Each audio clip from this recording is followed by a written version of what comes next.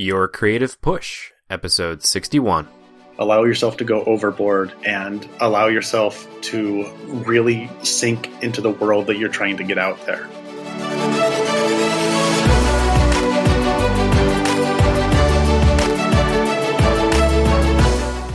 Welcome to Your Creative Push, the podcast that pushes you to pursue your creative passions.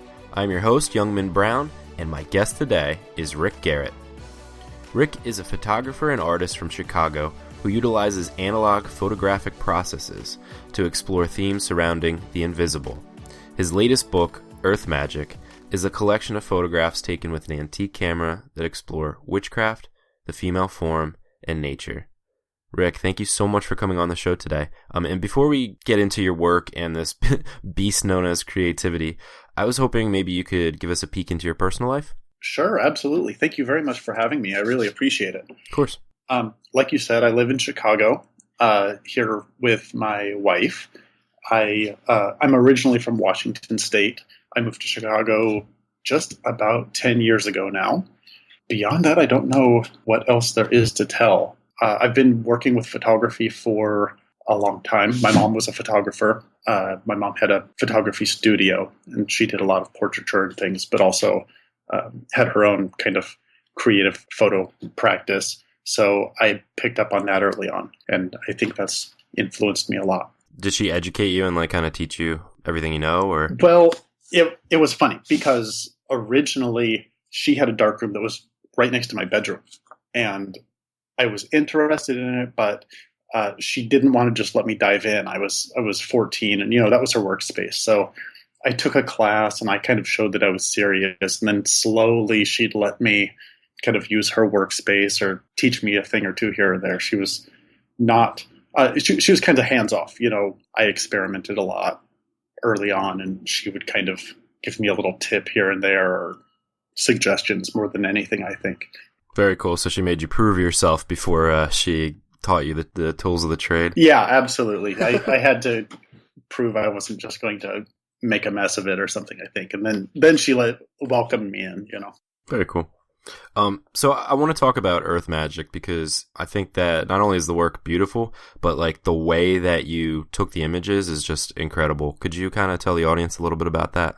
Yeah, sure thing. So first of all the images are taken with a wet plate collodion process. I think the easiest way to explain it is it's a Civil War era process. It's a very early photographic process.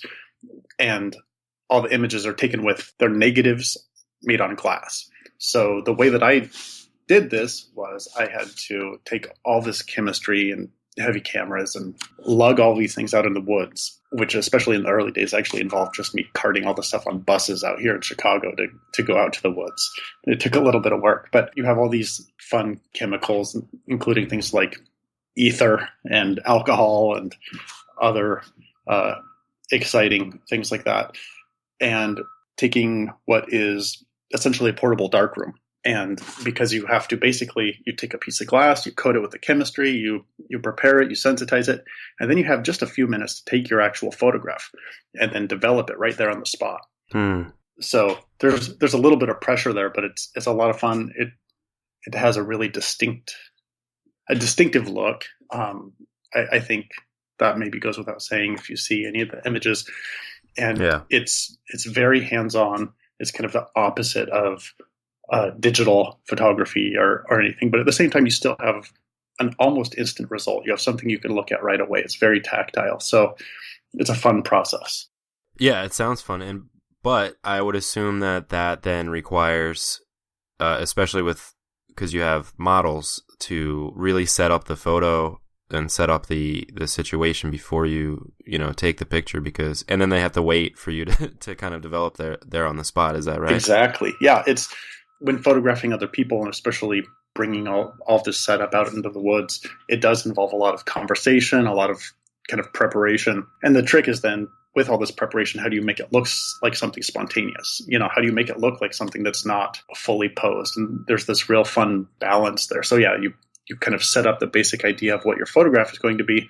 And then I run away and I dive my head into this little portable dark room and I prepare this class. I say, okay, I'll be back in 4 minutes or something, And then I come running back and okay, it's time. We have to take this photograph right now before all this chemistry evaporates and we don't have a photograph. And it's hurry up and wait kind of a situation. So why was it important for you to do it that way as opposed to, I don't know, being able to take like a million pictures digitally and then kind of later go back and, use Photoshop magic or whatever to kind of touch it up and make it look that way? Well, I think there are a lot of reasons. And one of them is I just kind of instinctively go for the tactile aspect of photography and of older processes. I learned in the darkroom. That's what I'm comfortable with, and that's kind of part of the process I enjoy. I don't enjoy sitting in front of the computer. That's not quite as fun to me. I like kind of digging my hands in. And then I also have a tendency to just kind of push things to their logical conclusion. So I can't just be in the studio using this process. I have to drag it all out into the woods and really get my hands dirty.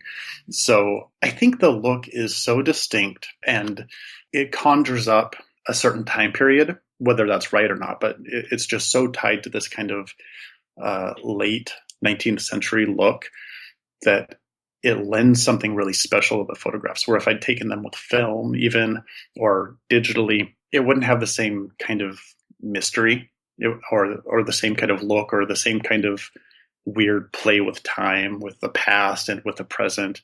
And beyond that, the process is just so, it has the possibility to surprise you. There can be artifacts of the process, and there can be parts that dissolve or parts that get kind of weird looking and catch you off guard. And every once in a while, that little surprise, that little thing is the serendipity of this mistake is actually what makes the image more compelling. So as far as I saw it, I didn't really have a choice. Yeah, I like that. And yeah, the serendipities are always pretty cool. And I like that attitude of kind of embracing the mistake and letting that be like the central theme almost of the art. Oh, yeah, absolutely. There are a few of my photographs that even ended up in the book that I think wouldn't have been nearly as interesting if there hadn't been some mistake that had happened there that tied everything together. Yeah, and what I also like about you is that you, on your Instagram and Facebook, will post, I forget what you call it, like not outtakes, but... Yeah, maybe outtake. I think I've used the word outtakes. I don't even know if that's quite the right word. Yeah, I don't know if there is a right word. Preparing that series and preparing for the eventual book that came out 2 years ago now, I took a lot of photographs, which is a testament to how determined I was, because there were days of going out to the woods and maybe only taking 5 photographs because it was such a long process and things, 5 photographs or 10 photographs or something. And I had so many of them by the end, but I guess this is a different subject, but in editing down the book, I had a real distinct idea of what I wanted to get across, or kind of the mood and the tone.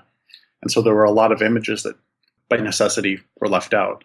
So now I'm on social media doing the opposite of this long, slow process and trying to get instant gratification and just sharing the extra images that I had just to, I don't know, show people more, Yeah.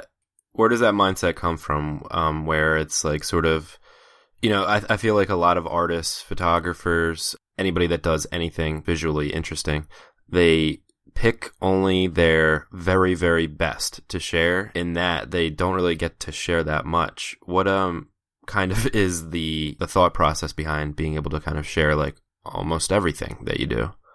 I don't know. I'm really torn about it. I mean, I think editing the book down was very important, just because then, first of all, the book in a way lives on longer than I do.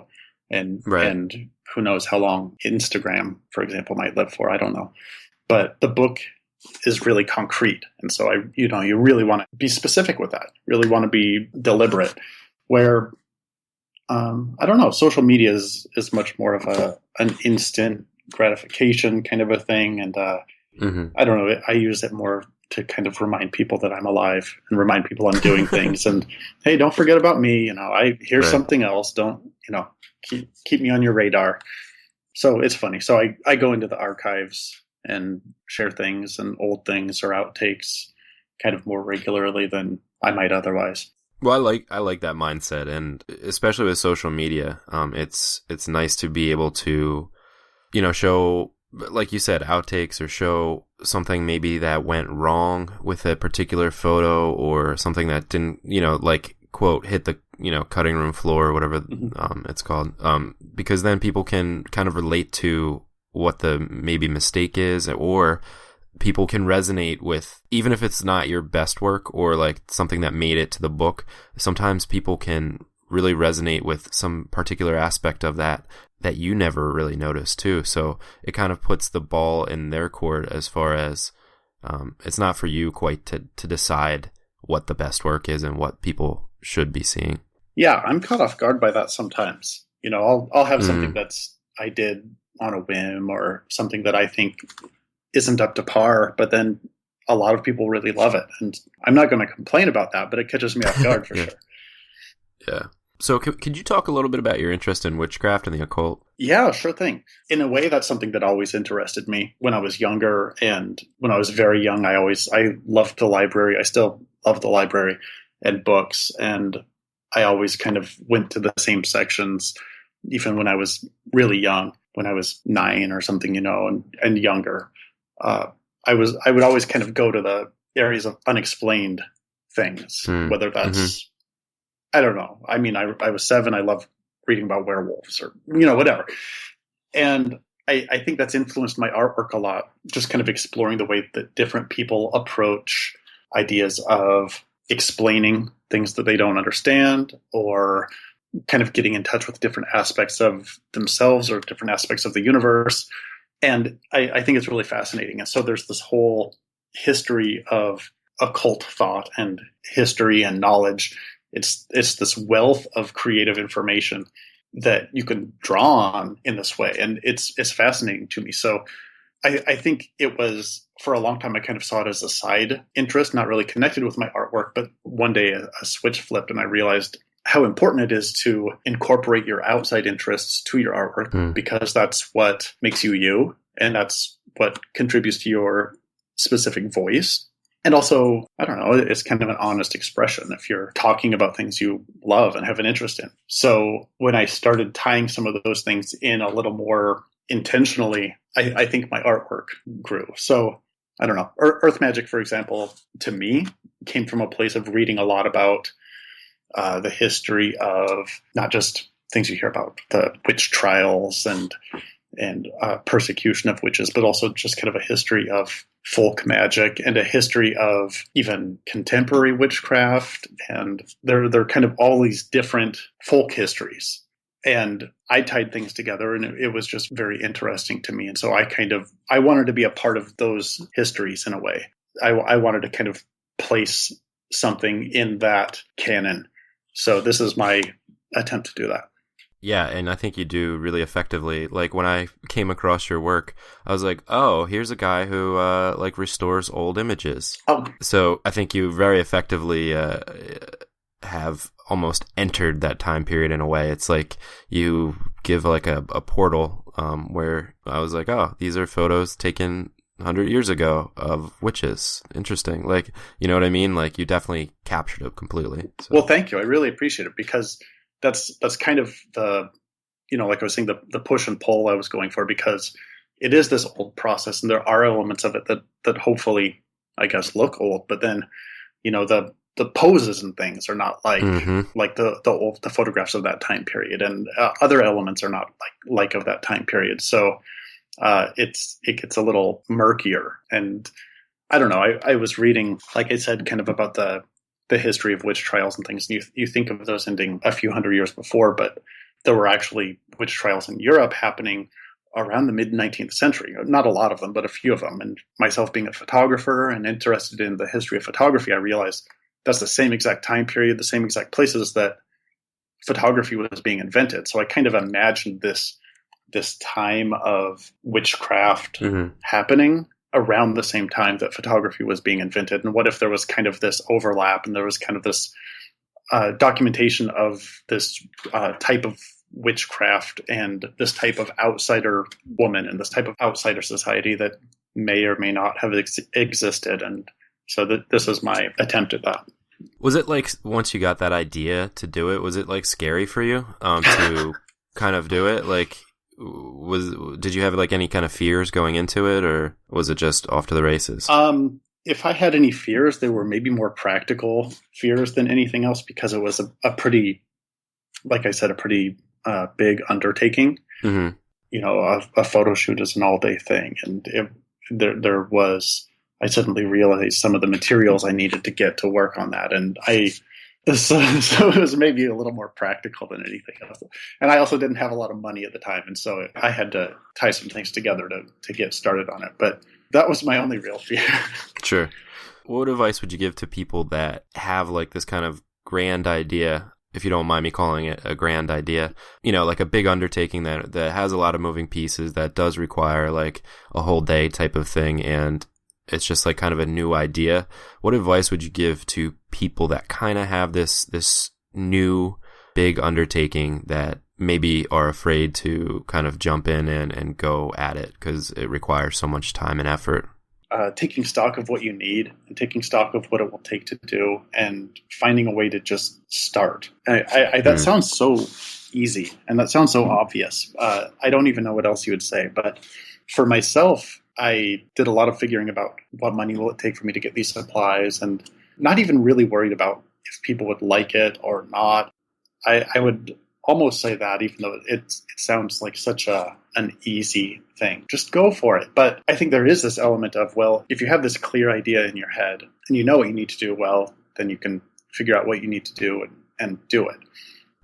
For myself, also at the same time, I wanted to really refine my idea of what I would do. So I started collecting images, and I started collecting text. I started making photocopies and cutting things out. And I actually made a book just for myself of my inspiration, and I fit my own photographs in the book. So it was really literally kind of a part of this history. And then I had this distinct vision of the kind of photographs I wanted to take and what fit into that and what didn't. And so while I was starting it out, while I was getting my materials that I needed, and while I was, kind of planning out the logistics of it, I was also really honing my vision so that when the time came, when I talked people into going out into the woods with me for this this very involved process, I had a pretty good idea of what I wanted. And then it went from there.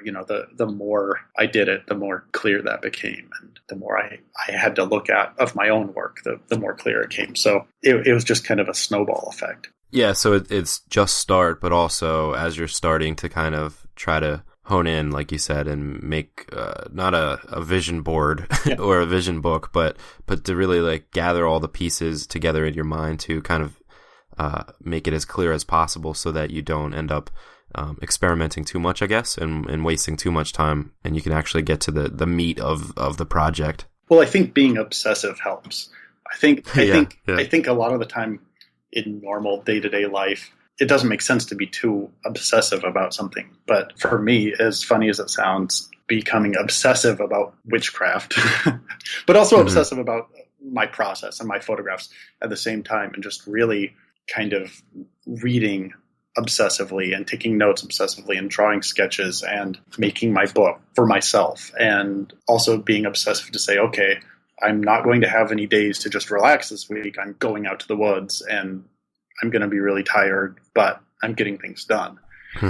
And so just allowing myself to kind of obsess over this project. And it's helped by the fact that this process for this series requires being outdoors, but it also requires a good amount of light. So I was pretty limited to the time of year, especially with our particularly harsh Chicago winters sometimes. Sure. So it was really limited to the time of year. So I had to really cram everything into a very kind of more narrow window of time. So I had to kind of really dive in with that. So I guess that's the best advice I would have to someone else, is to get a clear vision and obsess over it. Yeah, obsess over it for sure.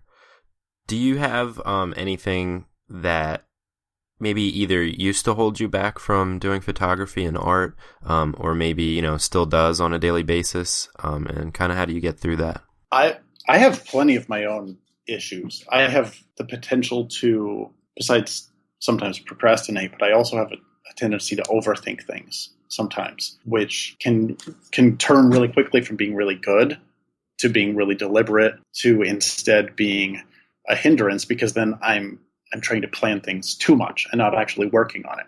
So I might spend several weeks reading and taking notes and planning, but not actually working on anything. But I'll feel like I'm being productive because in my head, it's all connected, and it is. But then I say, oh, wait a second, I haven't actually put my hands in and done anything for a while. I'd better get to that. So I go through definite waves, and I have a few projects right now I'm working on kind of simultaneously, and some of them have been sitting off on the side for a couple of years now because I do a little here, I do a little there, and then I start thinking about it too much. Mm-hmm. And as I do that, the projects grow. So right. they go from like a fun little project that I think will take me a month to something that's really grand, of course, but then it's harder to tackle. They grow. One of the themes of this podcast is reading inspirational books or listening to inspirational material, and then you kind of get this feeling as if you're actually doing work, but really you're just kind of preparing for tomorrow, to do work tomorrow, and then that kind of just keeps going. But it does feel like you're, actually doing stuff because you get that, that feeling of motivation and yeah. And then it does feel like you're doing the work, but really you haven't written a single word or painted a single brushstroke or taken a single picture. But what advice would you give to people who kind of have that, where they're preparing so much that it feels like they're starting the project, but they really haven't actually gotten to it? That is tough. What works best for me are deadlines.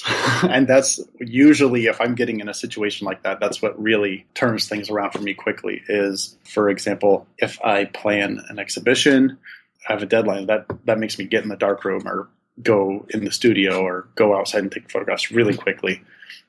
So an exhibition, or when I've had deadlines with my publisher, or even just find a way and say, I want to have something finished by this time. And then I really crack down, and then I change gears really quickly. So that's what's usually worked for me, because if I don't have a definite deadline, well, of course, everything can always be better. You can always hone and tweak something for the rest of your life and never quite finish it and never quite call it done. But if you have a deadline and you have to meet that deadline for yourself and for others, and that's the time when you'll show your work or you'll premiere something, well, then you have to finish it. So that's kind of been my best way to crack into my own brain and get myself to change gears. Yeah, cool. And then even if you have to somehow do a self-imposed deadline, if you have to give somebody like $200 and say, only give this back to me if I hand you like finished work or, X, whatever it is, that kind of help to motivate you too. Yeah, absolutely. I've done that to myself before too. And so even I think working with this process and working outside has been something of a deadline for me too, because I can only work on that for part of the year. So I have to do it during that time of year. And if I don't, well, then I miss out. And I have, if I decide to spend my late summers reading books to prepare, well, then I haven't gotten any of that work finished. And so I have to do it right then. I have to crack down. And so that's another one of those kind of self-imposed deadlines is the process imposes that. Right. I like it. Rik, it is time for the final push, and this is where I ask you to reach through the microphone and grab the shoulder of one of the listeners that you've really inspired today, who's thinking, maybe I could do this weird or big project that I've been thinking about for a while, and give your best advice to them and push them into action. I guess I would probably just sum up what I already covered, and that is allow yourself to dive in, allow yourself to go overboard, and allow yourself to really kind of sink into the world that you're trying to get out there and make it complete. And that involves your research, that involves your work, and give yourself those deadlines to make sure that you actually are called to task on it. Because if you're anything like me, then you need those. But beyond that, I think know what you want to do, make it clear in your own head so that then you can dive into it. I love it. Just dive in like a pool of inspiration, Yeah. And then, like you said, have a deadline so that you have to come up for air at like 2 minutes or whatever. So yeah, exactly. I like it. Rik, thank you, man, so much for coming on the show today and for giving us that inspiration and that push. Oh, thank you very much for having me. I really appreciate it. Of course. And you can find Rik on his website, which is rikgarrett.com. That's RikGarrett.com. And on Facebook and Instagram, he is Rik Garrett Photography. And you can find his book. You can get it through the publisher, which is Fulgur Limited, and that's fulgur.co.uk, and through the American publisher J.D. Holmes and Associates. Okay, cool. And we will have all those links in our show notes page at yourcreativepush.com/Rik, R-I-K. You can pick up the book, and I highly recommend that you do. Rik, thank you again so much for coming on. Thanks a lot. I appreciate it. So cool. Rik is an awesome guy, and I really love his work, so I was really excited when he agreed to come on the show. So thank you, Rik, for coming on the show. And, one of the things that we do talk about on the show a lot is, just starting your art, just starting whatever creative thing you want to do and not really thinking about it too much, just trying to get your ego out of the way and just get to work, But like Rik was saying, if you want to do a big project that you can't quite put your own finger on, there's a lot of power in figuring out exactly what it is you want to create, at least thematically. And it doesn't necessarily mean planning it all out completely, but kneading the dough, so to speak, so you have something tangible that you can put into the oven. And what I love about Rik is that he made a book of photographs and inspiration of what he wanted to make, a diorama of sorts. And then he put his own work in with it as he went along. I mean, how cool of an idea is that? You lay out your inspiration and the theme of what you want to make, and then you physically put what you create as you create it and see kind of how it matches up. I love that idea, and definitely maybe something to think about doing if you have this big idea. I'm definitely going to try that, and please, let me know if that works for you as well. On tomorrow's show, we have Matthias Adolfsson. I think Chris Rock said, he spoke about how it felt to be rich, and he said it's like being a really hot chick.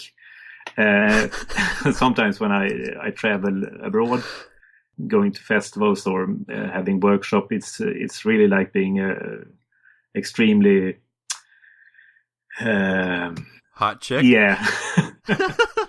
And I'm pretty glad that it happened to me while I wasn't 20 years old. So I'm so much more calm, and I can stand on the side and watch it. But so maybe just those moments when meeting fans are probably the best moments. I have such a strange feeling. I sit the darkest part of Sweden and makes silly doodles, and then I travel abroad, and a lot of people know who I am. So it's a wonderful feeling, and I get a lot of feedback online, but hearing it directly from people, it's really wonderful. Matthias is an extremely talented Swedish artist who comes on the show just for you, to inspire you to get your work done, and who knows, maybe even quit your job. Who knows? But that's all for tomorrow. Today, all you have to think about is getting your work done. So go and get it done. That's why you've been listening. Thank you so much for listening. Thank you for subscribing. Go have a productive day. Have a great night. And we will be here for you tomorrow if you need that push again. We'll see you then. Bye.